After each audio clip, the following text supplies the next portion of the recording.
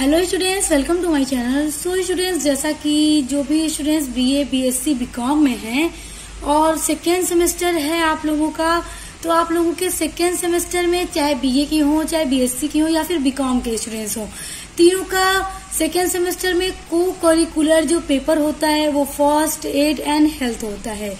यानी प्राथमिक चिकित्सा एवं स्वास्थ्य आपका को करिकुलर सब्जेक्ट है और आपका यही होगा आपके सेकेंड सेमेस्टर में।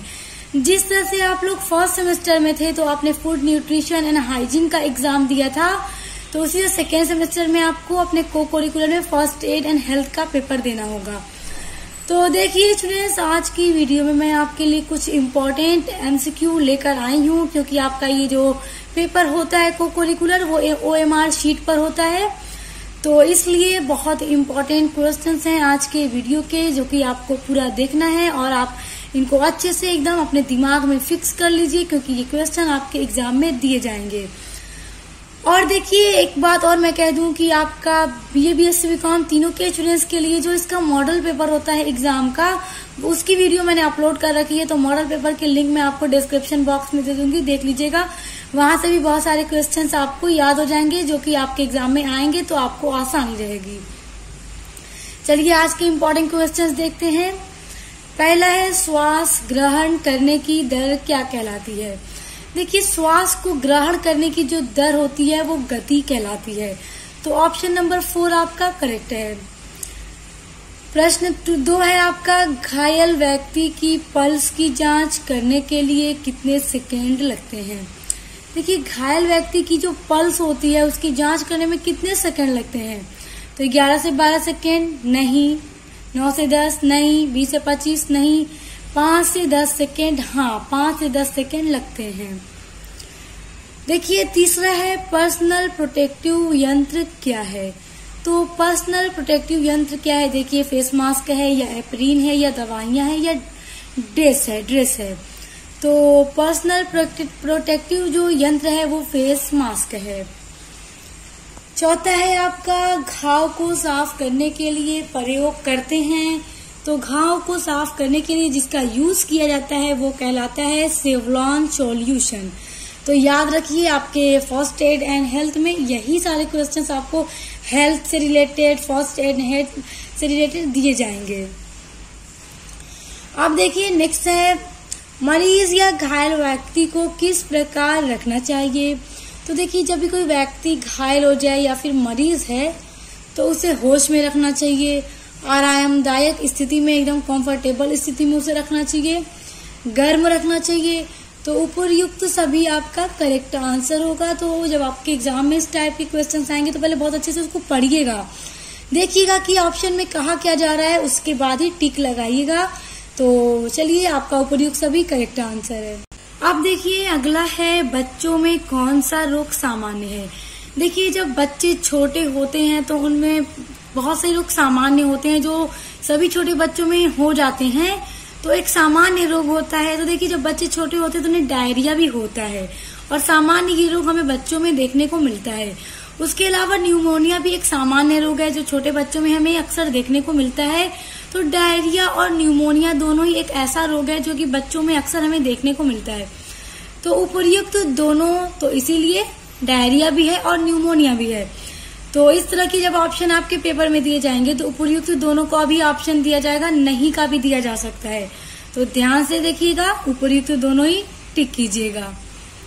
अब देखिए अगला है, किसी घायल व्यक्ति को प्राथमिक चिकित्सा कब दी जाती है? तो देखिए स्टूडेंट्स, प्राथमिक चिकित्सा क्या होती है? जब भी कोई व्यक्ति घायल हो गया, चोट लग गई, कुछ भी हो गया, एक्सीडेंट हो गया, किसी भी तरह से घायल हो गया, तो डॉक्टर से आने से पहले जो भी उसका उपचार किया जाता है, उसके घाव को रोकने के लिए, उसके बहते खून को रोकने के लिए, उसके घाव पर जो मरहम पट्टी की जाती है, तो वो डॉक्टर के आने से पहले की जाती है, ताकि डॉक्टर के आने से पहले उसके घाव को कंट्रोल किया जा सके। तो इसलिए डॉक्टर के आने से पहले दी जाने वाली जो चिकित्सा होती है उसे प्राथमिक चिकित्सा कहा जाता है। अगला है, शरीर के डैश में गर्मी उत्पन्न होती है। देखिए, शरीर के किस भाग में गर्मी उत्पन्न होती है? तो रुधिर में उत्पन्न होती है। तो याद रखिए, शरीर के रुधिर भाग में यानी कि रुधिर में गर्मी उत्पन्न होती है। अब देखिए आपका अगला है, एक स्वस्थ व्यक्ति का हृदय धड़कता है। तो एक स्वस्थ व्यक्ति का जो हृदय है वो कितनी बार धड़कता है? 80 बार नहीं, 78 बार नहीं, 74 बार नहीं, 72 बार हाँ। तो ऑप्शन नंबर 4 72 टाइम्स एक स्वस्थ व्यक्ति का जो हृदय है वो धड़कता है। तो 72 बार आपका करेक्ट आंसर है।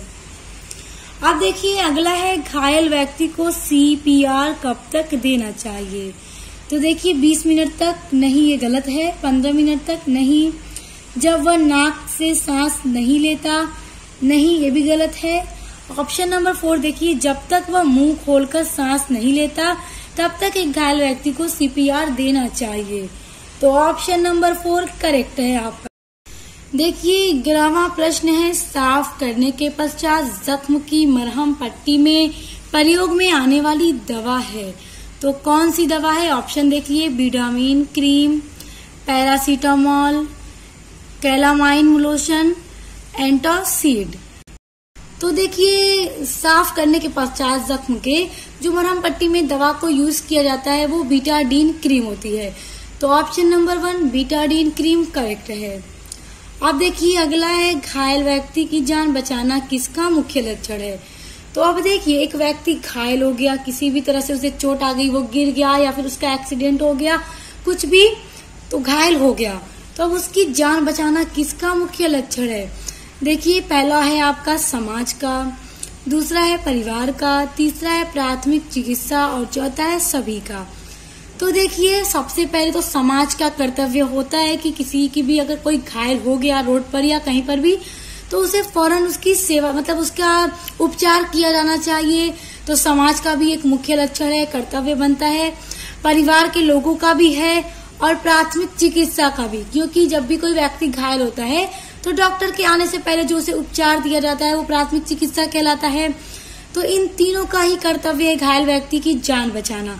तो सभी का ऑप्शन नंबर 4 आपका करेक्ट है। देखिए अगला है, बेहोशी में जीभ। पहला देखिए मुंह के बाहर लटक जाती है, यानी बेहोशी में जीभ कैसी हो जाती है?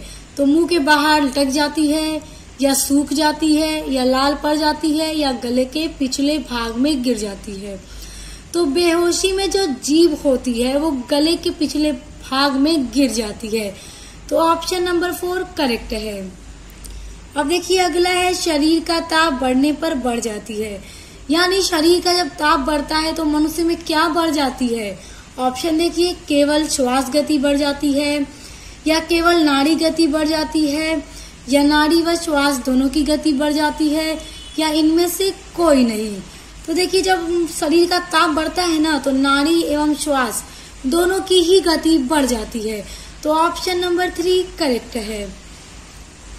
अगला देखिए, श्वसन क्रिया क्या है?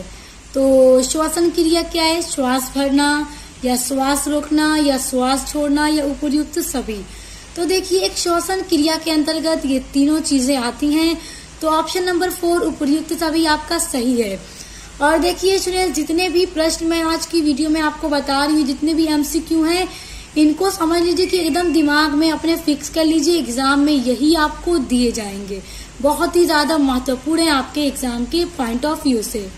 अब आपका अगला है, शरीर के तापमान की वृद्धि होने पर कौन सा रोग होता है? तो बुखार, या हार्ट अटैक, जुकाम, या मोच। तो ऑप्शन नंबर 1 बुखार करेक्ट है आपका। देखिए अगला क्वेश्चन है, एक स्वस्थ व्यक्ति के शरीर का तापक्रम होता है। तो कितना तापक्रम होता है एक स्वस्थ व्यक्ति का? देखिए 94.4, 98.4, 98.2 या 96.4। तो एक स्वस्थ व्यक्ति के शरीर का जो तापक्रम होता है वो 98.4 होता है। तो ऑप्शन नंबर 2 आपका 98.4 करेक्ट है।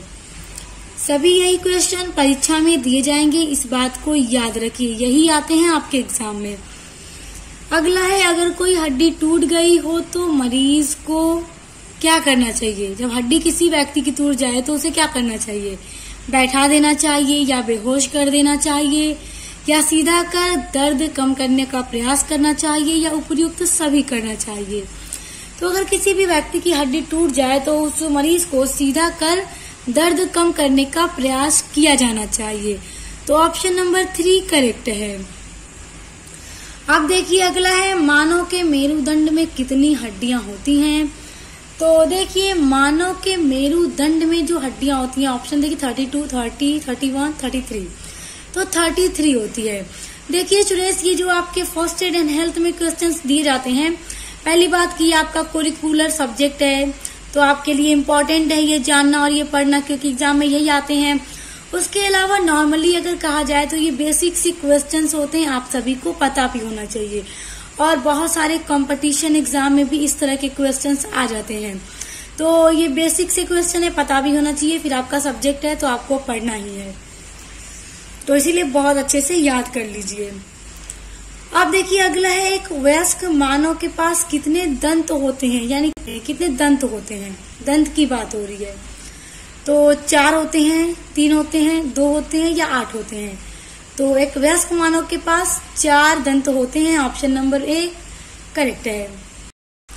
अगला प्रश्न है, एक बच्चे के शरीर का ताप ज्ञात करने के लिए थर्मामीटर कहाँ लगाना चाहिए? देखिए बच्चे की बात हो रही है, एक बच्चे का अगर शरीर का ताप हमें पता लगाना है तो हमें थर्मामीटर उसके बॉडी पर कहाँ लगाना चाहिए? तो बगल में लगाना चाहिए या दांत में लगाना चाहिए या पैर में लगाना चाहिए या फिर मुंह में लगाना चाहिए?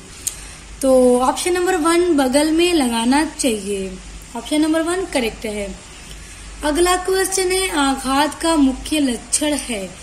तो आघात का जो मुख्य लक्षण होता है स्टूडेंट्स, वो छाती पीड़ा होता है, तो ऑप्शन नंबर 3 आपका करेक्ट है। अब देखिए अगला है, WHO के अनुसार साबुन से हाथ धोने की अवधि है। बहुत ही ज्यादा महत्वपूर्ण प्रश्न है, ये एग्जाम में जरूर आ जाता है।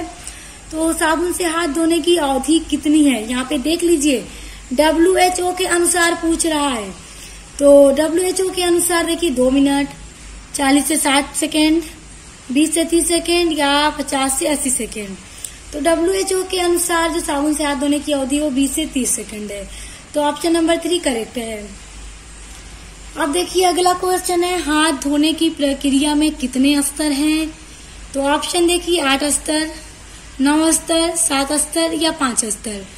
तो हाथ धोने की प्रक्रिया में 7 स्तर होते हैं, याद रखिएगा, बहुत ही महत्वपूर्ण प्रश्न है, एग्जाम में जरूर आता है। अगला है, प्राथमिक चिकित्सा का मुख्य उद्देश्य है। देखिए प्राथमिक चिकित्सा फर्स्ट एड का मेन पर्पस क्या है? पहला, रक्षित जीवन और अंग। दूसरा, आगे की चोट को सीमित करने के लिए, रिकवरी को बढ़ावा देना, उपयुक्त सभी। तो देखिए प्राथमिक उपचार का जो उद्देश्य होता है ये सभी होता है, क्योंकि एक अच्छे जीवन के लिए, सुरक्षित जीवन के लिए, और आगे की जो चोट है उसको सीमित करने के लिए, उसको वहीं तक रोकने के लिए ताकि बढ़े ना, और उस जख्म को, उस दर्द चोट को रिकवर करने के लिए, रिकवरी को बढ़ावा देने के लिए। तो उपयुक्त सभी, ऑप्शन नंबर 4 आपका करेक्ट है। अब देखिए अगला है, शरीर के तापमान में कमी होने पर शरीर क्या हो जाता है? मजबूत बनता है, हड्डियां चौड़ी हो जाती हैं, या दुर्बल हो जाता है, या हड्डियां मुड़ जाती हैं? तो देखिए जब शरीर का तापमान कम होता है ना तो शरीर दुर्बल हो जाता है, तो ऑप्शन नंबर 3 करेक्ट है। अगला देखिए, जिस यंत्र से शरीर का तापक्रम नापते हैं वह कहलाता है। तो क्या कहलाता है? स्टेथोस्कोप, इंजेक्शन, थर्मामीटर या उपयुक्त सभी? तो वो कहलाता है, शरीर के तापक्रम को नापने के लिए जो यंत्र यूज किया जाता है वो थर्मामीटर कहलाता है, तो ऑप्शन नंबर 3 करेक्ट है। अब देखिए प्राथमिक चिकित्सा बॉक्स में होना चाहिए, बड़ा इंपॉर्टेंट क्वेश्चन है। देखिए प्राथमिक चिकित्सा का बॉक्स जो है उसमें क्या क्या चीजें होनी चाहिए? पहला तो दर्द निवारक दवाइयाँ, डिटॉल, सेवलॉन रुई, विभिन्न पट्टियां, उपयुक्त सभी, तो ये सभी चीजें होनी चाहिए, तो ऑप्शन नंबर 4 आपका करेक्ट है। अब देखिए अगला है, थर्मामीटर से बुखार कितने मिनट नापना चाहिए? तो 3 से 4 मिनट, 6 से 7 मिनट, 5 से 6 मिनट या 1 से 2 मिनट। तो थर्मामीटर से बुखार 1 से 2 मिनट तक नापना चाहिए, ऑप्शन नंबर 4 करेक्ट है। अगला है, विश्व स्वास्थ्य दिवस कब मनाया जाता है? ये तो आपके पेपर में जरूर पूछा जाएगा, तो ये बहुत इंपॉर्टेंट है, क्योंकि स्वास्थ्य ही आपका सब्जेक्ट है, तो जरूर पूछा जाएगा कब मनाया जाता है। तो 1 मार्च को मनाया जाता है, या 10 सितंबर को, या फिर 6 अक्टूबर को, या 7 अप्रैल को। तो स्टूडेंट्स, इसके लिए आप मुझे कमेंट करके जरूर बताइएगा कि ये किस दिन मनाया जाता है, यानी विश्व स्वास्थ्य दिवस कब मनाया जाता है। इसके लिए आप मुझे कमेंट करके जरूर बताइएगा। तो ये कुछ क्वेश्चंस थे आज की वीडियो में, बहुत इम्पोर्टेंट। तो इनको आप अच्छे से लर्न कर लीजिए और इसके लिए कमेंट करके बताइएगा। देखती हूँ कितने स्टूडेंट्स को पता है, आप फिर जिनको नहीं पता होगा तो उनको मैं बताऊंगी। तो चलिए इनको लर्न कर लीजिए अच्छे से। उसके अलावा जो एक डिस्क्रिप्शन बॉक्स में लिंक दूंगी, आपके को करिकुलर इसी subject first aid and health का मॉडल पेपर है, तो बीएससी बीकॉम सभी के स्टूडेंट्स के लिए इम्पोर्टेंट है वो वीडियो भी। तो वीडियो लिंक जाकर डिस्क्रिप्शन बॉक्स में ओपन कीजिए और पढ़िए उसको, वहां से भी आपके बहुत सारे इंपॉर्टेंट क्वेश्चंस आपको मिलेंगे। तो हम मिलते हैं नेक्स्ट वीडियो के साथ।